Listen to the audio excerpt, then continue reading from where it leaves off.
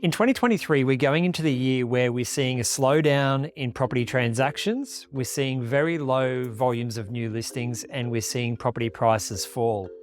We are expecting that most of these conditions will continue, at least for the first part of this year, while we continue to see interest rates increasing. We are seeing the full effect of this in the higher priced areas, particularly in Sydney and Melbourne.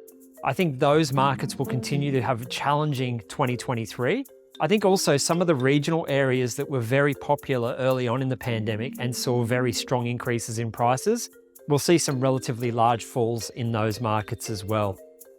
I don't know that any market is going to be particularly strong this year, but I think some of the smaller capital city and regional markets will be stronger than the broader trends. So think of places like Western Australia, particularly in Perth, the southwest of WA, and also Adelaide and the rest of South Australia.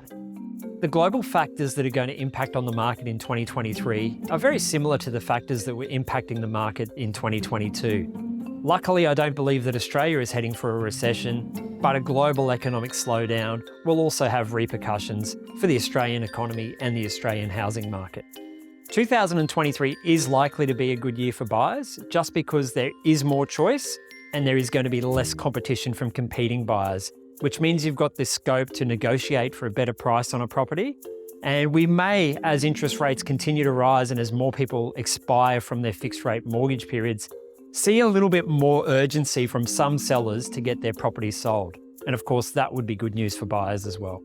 For sellers, there are fewer buyers out there in the market at the moment. And as a result of that, we are currently seeing fewer properties come to the market. They really have to set a competitive price and be willing to negotiate and meet the market at the moment. Just because the market was very hot over the last 2 years, things have changed very rapidly, and sellers really need to adjust their price expectations to meet these new market conditions whereby there's fewer buyers and interest rates are rising quite rapidly, and people simply can't pay those same prices for properties that they were paying 9, 12 months ago.